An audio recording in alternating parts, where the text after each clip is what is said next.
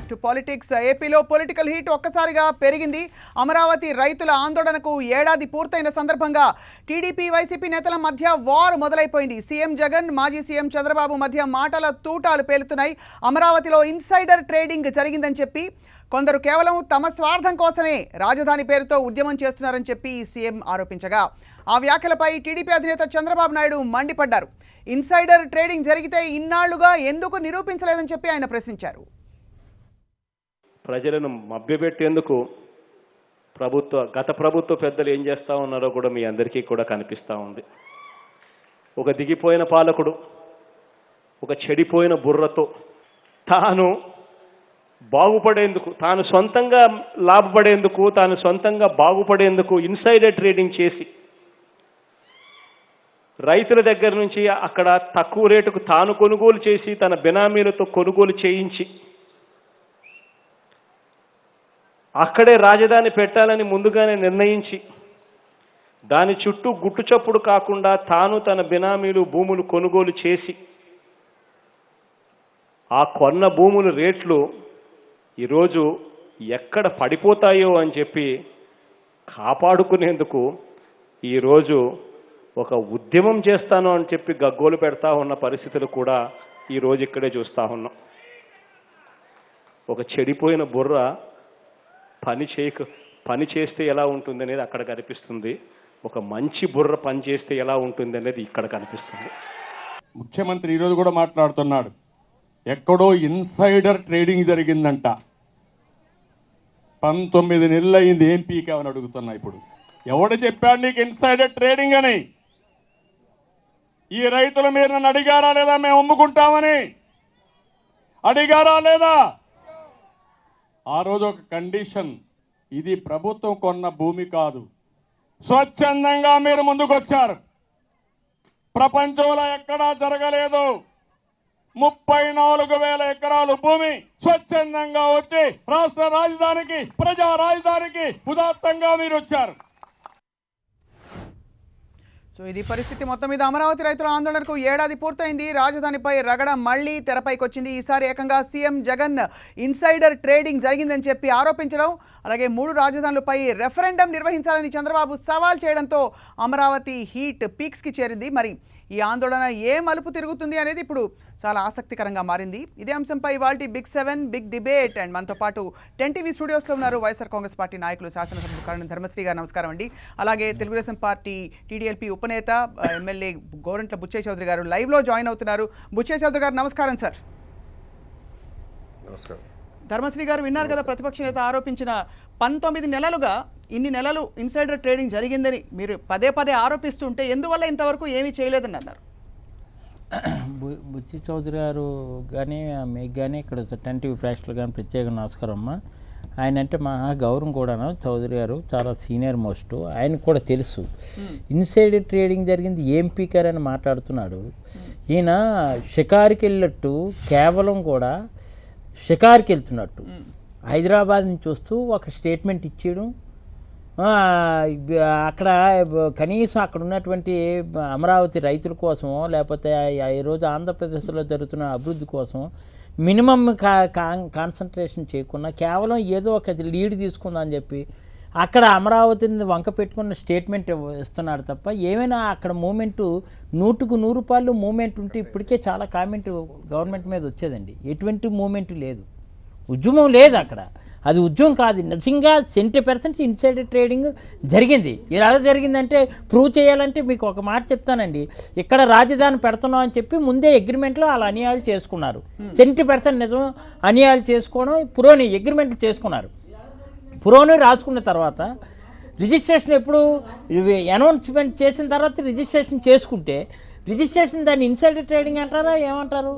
అంటే అక్కడ తక్కువగా కొనుగోలు చేసి రైతుల దగ్గర నుంచి కేవలం ఏంటంటే అమరావతి ఇక్కడ రాజధాని ఎలా వస్తుందని అలా తెలుసు కాబట్టి అగ్రిమెంట్ చేసుకొని రిజిస్ట్రేషన్ అయిపోయింది.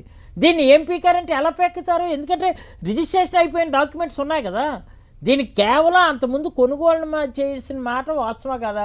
ఎన్ని వేల ఎకరాలు అనేది ఫ్లోర్ ఆఫ్ ది హౌస్లోనే మా బుగ్గన రాజేంద్ర ప్రసాద్ క్లియర్ చెప్పారే. మరి ఎవరి మీద చర్యలు తీసుకోవడానికి ఎట్లా? ఇప్పుడు రిజిస్ట్రేషన్, ఇప్పుడు కొన్నిటికి నైతికత ఉంటుంది, కొన్నిటికి చట్టాలకి చట్టపరంగా వాళ్ళు రిజిస్ట్రేషన్ చేసేసుకున్నారు. అక్కడ ఎలాగా అక్కడ పాప రైతాంగాన్ని తెలియదు అక్కడ ఉన్నటువంటి రాజధాని వస్తుందని కొంత న్యూస్ వేయడని కొంత ఇది చేశారు, కొంత వేరే దగ్గర కొంత పెట్టారు. అలా పెడితే అక్కడ రాజధానులు ఇక్కడ ఎందుకులే, మనం ఎవరో వస్తున్నారు కదా, అమ్మేస్తున్నాం కదా, రాష్ట్రం విడిపోయింది, ఎక్కడి నుంచి అక్కడి నుంచి ఇక్కడికి వచ్చేవాళ్ళు కదా అని అది చూపించి కొనేసుకున్నారు తప్ప. కానీ అక్కడ అయ్యో మాకు ఇక్కడ పక్కా రాజధాని వస్తుంది అని ఆ రైతులు కానీ తెలిస్తే ఆ టైంలో రిజిస్ట్రేషన్ ఎవరు కూడా అమ్మరు. వీళ్ళు ఏం చేశారు, రాజధాని వంక ఎవరైతే భూములు కొనుగోలు చేసుకుంటున్నారో వాళ్ళకేమో రాజధాని వస్తుందని క్లియర్గా తెలుసు కాబట్టి, వాళ్ళకే తెలుసు కాబట్టి, వాళ్ళు ఎవరంటే ప్రభుత్వంలో ఉన్నటువంటి పెద్దలు గెద్దలు, ప్రభుత్వంలో ఉన్నటువంటి గెద్దలుకి తెలుసు కాబట్టి చంద్రబాబు నాయుడు ఇన్ఫర్మేషన్ ఇచ్చి చంద్రబాబు నాయుడు ఇన్ఫర్మేషన్ ఇచ్చి వితౌట్ ఇన్విటేషను మీరు వెళ్ళి మీ పని మీరు చెయ్యండి అని చెప్పారు కాబట్టి వాళ్ళు అగ్రిమెంట్ చేసుకుని రిజిస్ట్రేషన్ చేసుకున్నారు. దీనికి ఎట్లా ప్రూవ్ చేసినాయి, ఎవరెవరు ల్యాండ్స్ ఎంత కొన్నారు చెప్పారు కదా. సాక్షాత్ హెరిటేజ్ ఫుడ్స్ కూడా వాళ్ళ పేర్లు నమోదు చేసి ఇచ్చారు కదా. అక్కడ బాలకృష్ణ కానీ లోకేష్ కానీ కనీసం ఎక్కడి వరకు వస్తుందా రూట్ మ్యాప్ పక్క తప్పించి చేసుకున్నారు కదా. చెప్పలేరు పాపం పెద్దలు. ఆయన ఎందుకు చెప్పలేరు, నేను గెద్దల్లో ఈ బుచ్చి చౌదరి గారు ఉన్నారని అన్న ఆయన పెద్దలు, ఈయన ఈ 100 రూపాయలు పెద్దలు ఈయన ఉన్నారని నేను చెప్పాను. చెప్పండి అంటే క్లియర్గా అక్కడ బాలకృష్ణ వియ్యం కూడా అవ్వచ్చు, లోకేష్ బాబు అవ్వచ్చు, హెరిటేజ్ ఫుడ్ సంబంధించిన ఆర్గనైజేషన్ సంబంధించినటువంటి వాళ్ళు అవ్వచ్చు, ధూళిపాటి నరేంద్ర అవ్వచ్చు, పయ్యావుల కేశవ్ అవ్వచ్చు, అలాగే ఇక్కడ ఉన్న పచ్చిపాటి పుల్లారావు అవ్వచ్చు, వీళ్ళందరూ కూడా పెద్దలే గెద్దలే కదా.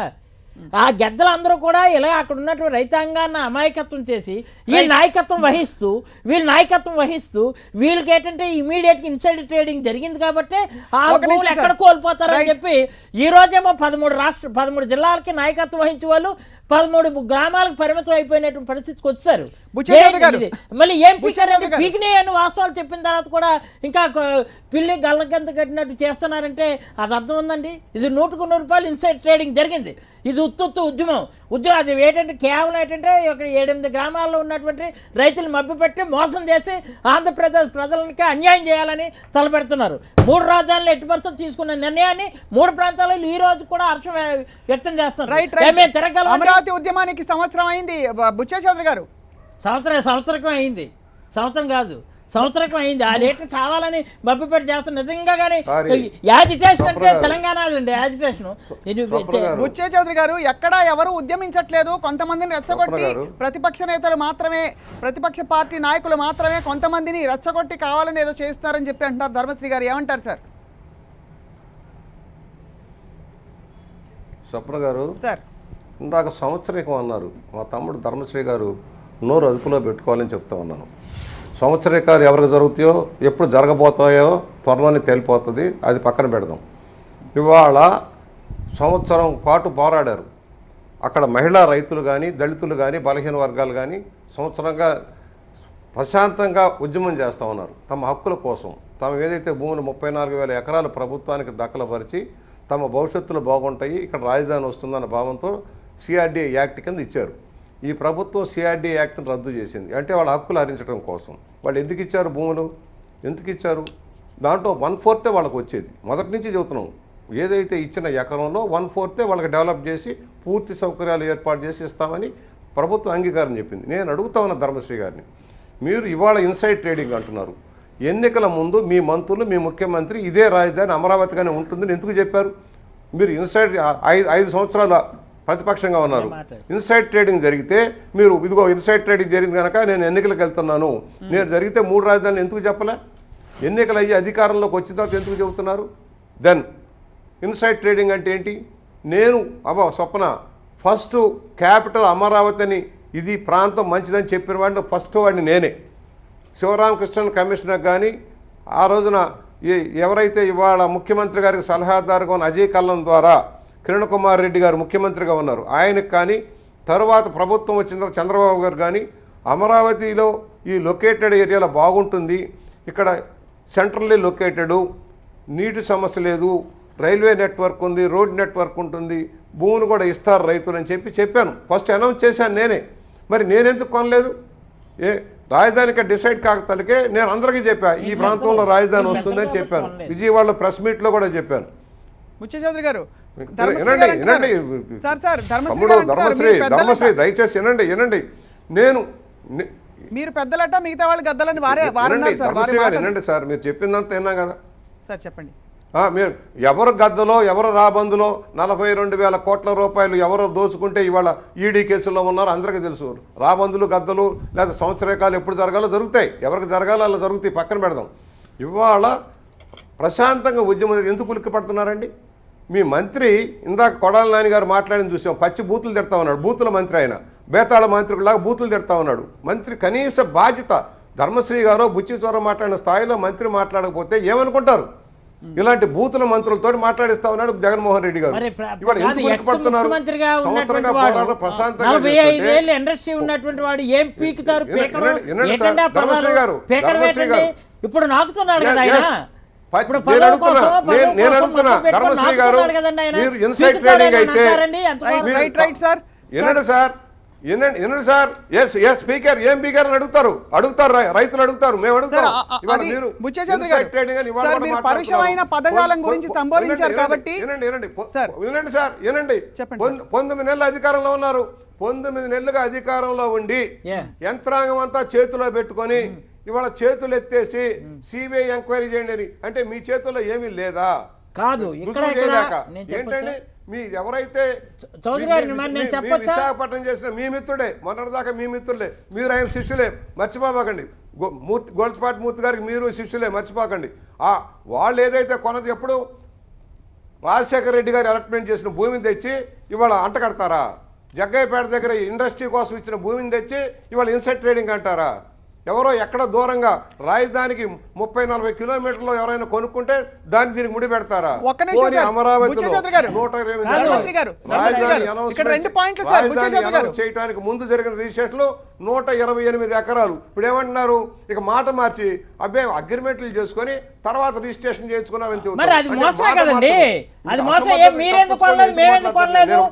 కాదు. మీరు మేము ఎందుకు కొనలేదు? అక్కడ కొంత మీకు చెప్పలేదు ఆయన ఇన్ఫర్మేషన్. రాజధాని వచ్చాక వినండి సార్, రాజధాని అనౌన్స్మెంట్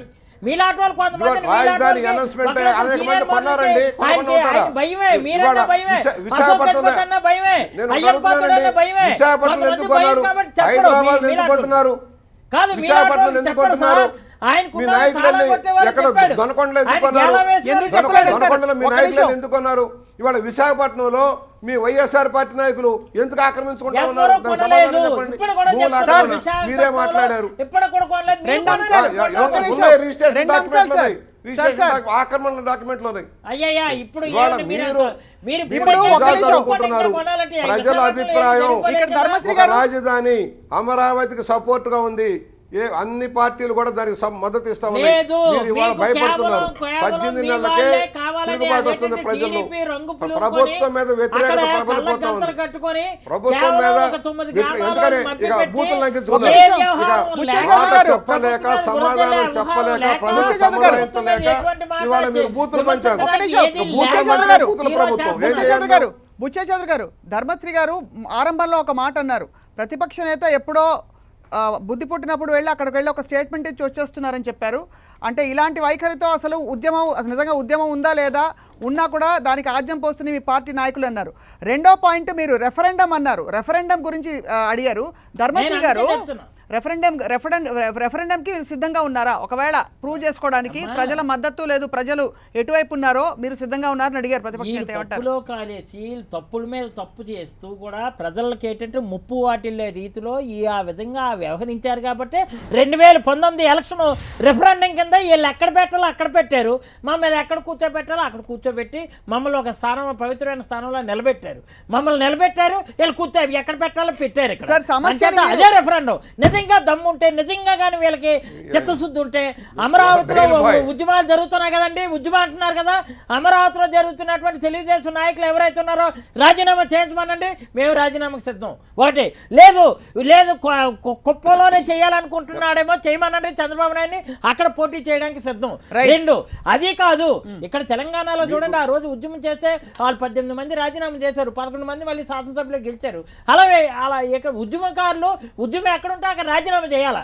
అక్కడ వాళ్ళు ఉద్యమం నిజంగా అనుకున్నారు, నిజంగా ఉద్యమాన్ని అంటున్నారు కదా, ఉద్యమం అనుకున్నప్పుడు కృష్ణా జిల్లాలో గుంటూరు జిల్లాలో తెలుగుదేశం నాయకులు రాజీనామా చేయమనండి.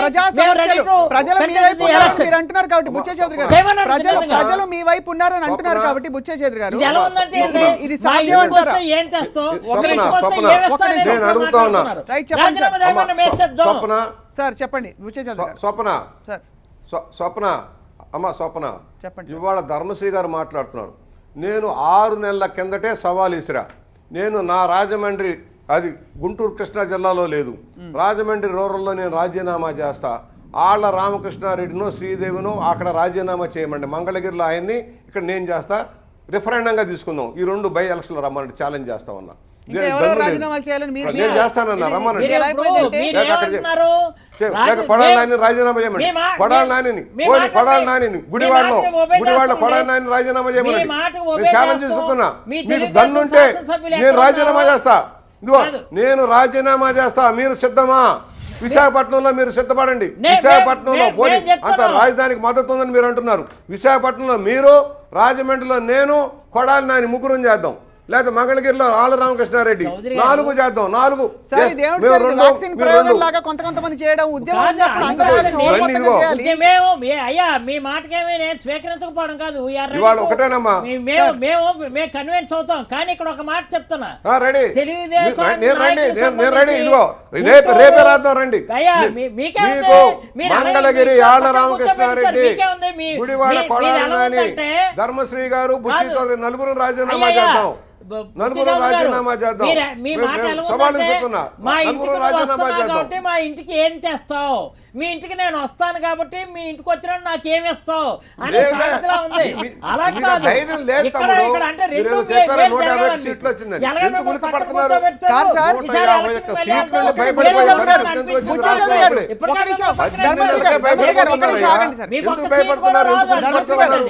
అమరావతి రైతులు చూసి పోలీసులు పెట్టి తప్పుడు కేసులు పెట్టి దళితుల మీద, బలహీన వర్గాల మీద దాడులు చేస్తూ ఒక బోగస్ పేటీఎం బ్యాచ్ స్వచ్ఛందంగా రైతులు చేస్తా ఉన్నారు. అది జేఏసీ, చంద్రబాబుకు తెలుగుదేశానికి సంబంధం లేదు. Joint action committee, they are working. అన్ని పార్టీలకు సంబంధించిన, అన్ని వర్గాలకు సంబంధించిన, కులరహితంగా, మతరహితంగా ఇక్కడ ఒక్క విషయం, కృష్ణా గుంటూరులో తెలుగుదేశం ఎమ్మెల్యేలు రాజీనామా చేయించండి. చేద్దారండి. ఎవరు రాజీనామా చేస్తారని బేరాలు కాకుండా తెలుగుదేశంలో 2, వైఎస్ఆర్ పార్టీలో 2 రాజీనామా చేద్దాం. వైఎస్ఆర్ పార్టీలో 2, మీతో సహా 2, మేమిద్దరం 4 రాజీనామా చేద్దాం. సవాలు చూస్తున్నా, పూర్తి భరోసా ఉంటే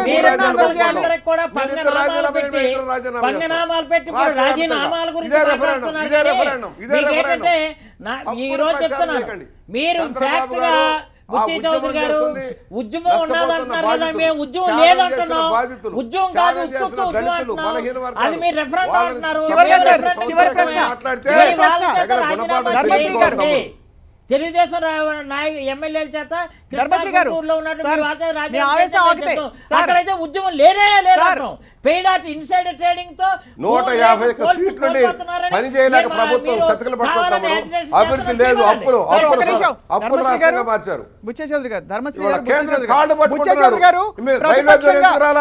రైల్వే జోన్ ఎందుకు సాధించలేకపోయారు? వాళ్ళకి ఒక్క నిమిషం సార్, సాధిస్తాం సార్, మేము ఫైట్ చేస్తున్నాం. రైల్వే జోన్ ఎందుకు సాధించలేకపోయారు?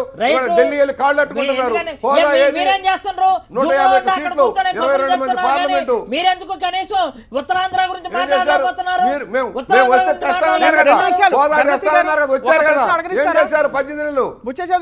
మోడీ గారు కాళ్ళు పట్టుకోవడం ముఖ్యమంత్రి గారు మీరు రాజీనామా చేస్తారు లేదో మాకు అనవసరం. కానీ ఒక్క నిమిషం బుచ్చే చౌదరి గారు, మీ ప్రతిపక్ష పార్టీ నాయకులందరూ ఆయా ప్రాంతాలకు వెళ్ళి ఇక్కడ రాజధాని వద్దు అని గట్టిగా చెప్పగలుగుతారా? ఇక్కడ వద్దు, అక్కడ మాత్రమే కావాలని గట్టిగా చెప్తారా? ఒకటి. రెండోది, అమరావతి ఉద్యమానికి 1 year కంప్లీట్ అయిన ఈ సందర్భంలో ఉద్యమాన్ని మీరు ముందుకు ఎలా తీసుకెళ్ళబోతున్నారు? అలాగే ధర్మశ్రీ గారు, ఇప్పుడు 3 రాజధానుల ప్రతిపాదన ఎట్టి పరిస్థితుల్లో అమలు పరిచి తీరుతామని చెప్తున్నారు. దానికి ఏంటి కార్యాచరణ ఏంటి? మొట్టమొదటి బుచ్చయ్య చౌదరి గారు ముగించేలోపు క్లుప్తంగా చెప్పాల్సిందిగా కోరుతున్నాం సార్. అమ్మా స్వప్న, ఈ ఉద్యమం రైతుల ఉద్యమం ఒకటి ఆంధ్రప్రదేశ్ మొత్తం సమగ్ర ఆంధ్రప్రదేశ్ సంబంధించింది. అటు రాయలసీమ, ఇటు ఉత్తరాంధ్ర, సెంట్రల్ లొకేట్ అందరికి సంబంధించిన ఉద్యమం. అది రైతుల త్యాగాలకు సంబంధించింది. వాళ్ళ బాధితులు ఉద్యమం చేస్తూ ఉన్నారు. రాష్ట్ర అభిప్రాయం ఎలా ఉందో ప్రజలకు అందరికి గమనిస్తూ ఉన్నారు. 3 రాజధానుల ముచ్చట నిలబడుతుందా లేదా, సిఆర్డీఏ యాక్ట్ నిలబడుతుందా లేదా, ఇవన్నీ కూడా మీరు ఒకసారి చూడాల్సిన పరిస్థితి వస్తుంది. మా వారికి మేము అది జాయింట్ యాక్షన్ కమిటీ వర్క్ చేస్తూ ఉంది. వాళ్ళకి మేము మద్దతు ఇస్తున్నాం. మా ఉద్దేశం అమరావతి రాజధానిగా ఉండాలి, మా పార్టీ యొక్క సిద్ధాంతం. దానికోసం జాయింట్ యాక్షన్ కమిటీ కానీ అందరూ రాష్ట్ర వ్యాప్తంగా ఇచ్చే ఉద్యమాలకు మా పూర్తి మద్దతు ఉంటుంది. రాబోయే రోజుల్లో ఆల్రెడీ 18 నెలలు 19 నెలలు అయిపోయింది కనుక పరిణామాలు ఎలా ఉంటాయో, జమిలి ఎన్నికలు వస్తే ఎలా ఉంటుందో మీరే చూస్తారు. మేము ఒకటే చెబుతున్నాం, సరే వాళ్ళ ఉద్దేశం అది కావచ్చు, మాట తప్పి మడం తిప్పుతాం మాకు అలవాట్లేదు. మేము చూద్దాం రేపు పొద్దున ఏం జరుగుతుందో. మా వరకు మేము స్పష్టం, రైతులు ఏ త్యాగాలు చేశారో, దళితులు బలహీన వర్గాలు వాళ్ళకి న్యాయం జరిగేదాని కోసం మేము పోరాడతాం. రైట్ ధర్మశ్రీ గారు మీరు చెప్పండి సార్ చివరి మాట. ఫైనలీ ఎప్పుడు సమగ్ర అభివృద్ధి సాధించడం కోసం డీసెంట్రలైజేషన్లో భాగంగా 3 రాజధానులు రావడం ఖాయం. ప్రజలకు జరుగుతుంది న్యాయం. ఎప్పుడు 3 ప్రాంతాలకి చేస్తాం సాయం. తెలుగుదేశం తాలూకా కపట ప్రేమ కానీ, టీడీపీ తాలూకా డ్రామా కానీ, ఈరోజు ప్రజెంట్లో వాళ్ళు ఉన్నటువంటి కోమా కానీ ప్రజలందరికీ కూడా ఎందుకు కోమాలో ఉన్నారు? వీళ్ళది కపట ప్రేమ. అక్కడ నిజంగా ప్రాంతం మీద నిజంగా ప్రేమ ఉంటే ఇప్పటికే హౌసింగ్ కానీ ఇవన్నీ కూడా డెవలప్ చేసినండి. ఏమీ చేయలేదు, రైతులు మోసం చేశారు. మోసం కూడా తెలిసిపోయింది. కాబట్టి మాకు ఇక్కడ రాజధానిగా పిలువబడుతున్నటువంటి అమరావతి శాసన రాజధానిగా ఉంటుంది. అందులో ఏ మార్పు లేదు, చేర్పు లేదు, కూర్పు లేదు. అలాగే ఎగ్జిక్యూటివ్ క్యాపిటల్ విశాఖపట్నం ఉంటుంది. అలాగే జ్యుడిషియల్ క్యాపిటల్ కర్నూలు ఉంటుంది. 3 ప్రాంతాల అభివృద్ధి లక్ష్యంగా వెళ్తున్నాం. అంచేత ఎటువంటి ఎలక్షన్లకైనా మేమైతే మాత్రం మేము ఈజీగా ఫేస్ చేస్తాం. రేపు స్థానిక సంస్థల ఎన్నికల్లో కూడా 70% కైవసం చేస్తాం. ఈ రోజు 175 సీట్లలో భవిష్యత్తులో ప్రత్యేక రాయలసీమ ఉద్యమం అని నిన్న మైసూరారెడ్డి గారు, గంగుల ప్రతాప్ రెడ్డి గారు మొదలెట్టారు. ప్రత్యేక రాయలసీమ ఉద్యమాలు మొదలవుతున్నాయి. మా కర్మ కొద్దీ రేపు రాబోయే రోజుల్లో ప్రత్యేక రాయలసీమ ఉద్యమం మొదలెట్టారు నాయకులు. రాయలసీమలో జరగబోయే పరిణామాలు ఒకసారి తీవ్రత చూసుకోండి. ఉత్తరాంధ్రకు ఒక రాజధాని పెట్టి మొత్తం 3 రాష్ట్రాల విభజన, రాయలసీమ ప్రత్యేక రాష్ట్రం